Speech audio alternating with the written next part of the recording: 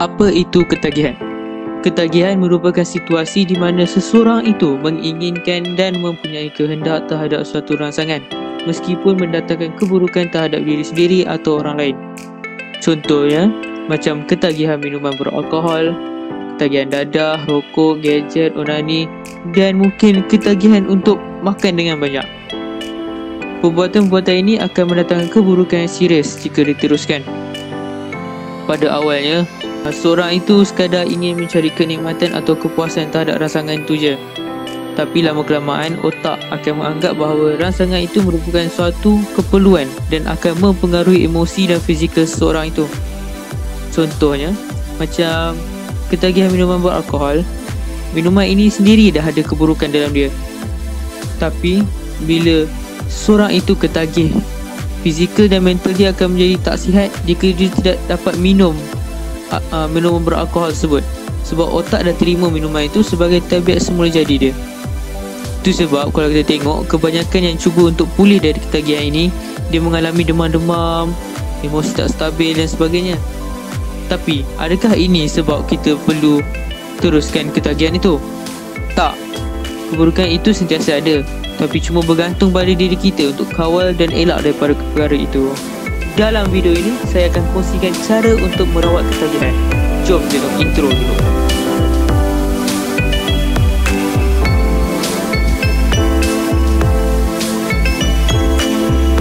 Pertama sekali, tetapkan niat dan tujuan yang betul. Kenapa nak tinggalkan rangsangan tersebut?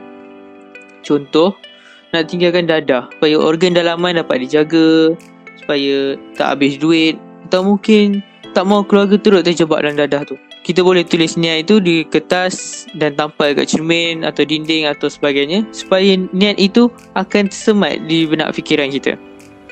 Yang kedua, cuba analisa atau catat bila, di mana dan dengan siapa kita biasanya akan mencari rangsangan tersebut.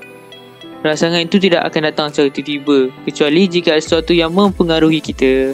Kita dapat elak daripada mencari rangsangan tersebut jika kita elak daripada perkara-perkara yang mempengaruhi kita. So, kita tanya kepada diri sendiri, bila atau dalam keadaan apa yang kita biasanya akan mencari rangsangan tersebut.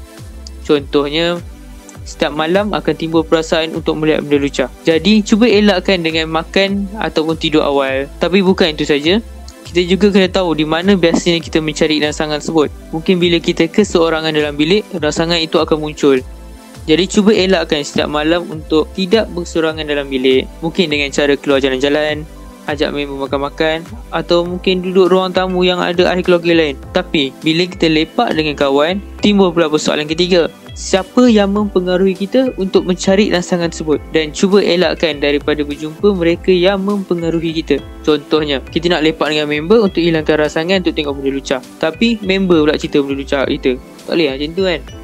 Kita tahu siapa kawan kita, kita tahu siapa kenalan-kenalan kita. Jadi kita kena buat pilihan yang bijak untuk siapa kita berjumpa. Yang ketiga, melakukan senaman ringan. Buat senaman yang mudah dan ringan je, seperti lari setempat, lompat bintang dan beberapa regangan yang mudah. Jadi amalkan setiap pagi dan petang.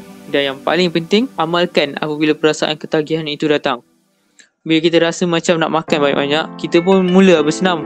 Senaman itu bergantung pada diri sendiri. Yang penting dia kena keluarkan peluh. So, apa kaitan senaman dengan kurangkan ketagihan? So, senaman ini dia akan macam menyekatkan atau mengurangkan selera kita terhadap sesuatu. Contohnya, kita akan hilang selera untuk makan dalam keadaan yang penat dan berpeluh. Kau tak percaya? Cuba. Yang keempat, reward yourself. Bagi hadiah atau penghargaan kepada diri sendiri. So, bergantung pada diri sendiri untuk hadiahkan apa. Sentiasa hargai diri dan sentiasa positif. Tapi kena ingat, merawat ketagihan bukan macam diet. Ada cheat day dia kan. Jangan sekali kita letak benda yang kita ketagih itu sebagai hadiah untuk kita. Mungkin kita akan gagal pada awalnya, tapi jangan biar kegagalan itu kekal selamanya. Bangkit. Yang kelima, muhasabah diri dan sentiasa fikir positif. Kalau rasa macam nak hisap rokok contohnya, ingat balik niat kita. Kenapa kita nak tinggalkan rokok ni? So, kita kena sentiasa ada semangat dan konsisten. Jangan mudah putus asa.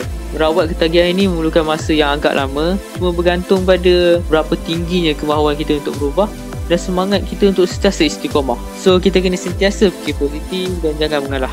So, ini 5 tips yang saya kongsikan untuk mereka yang ingin merawat ketagihan kepada apa-apa je. Contoh ketagihan makan, tengok meluncur, stop rokok dan sebagainya. Kalau korang ada tips yang lain, nyatakan di ruangan komen di bawah. Okay? Kongsikan video ni kepada yang ingin berubah ke arah kehidupan yang lebih baik. Yang paling penting, jangan lupa subscribe, like dan share. Assalamualaikum. Ihs.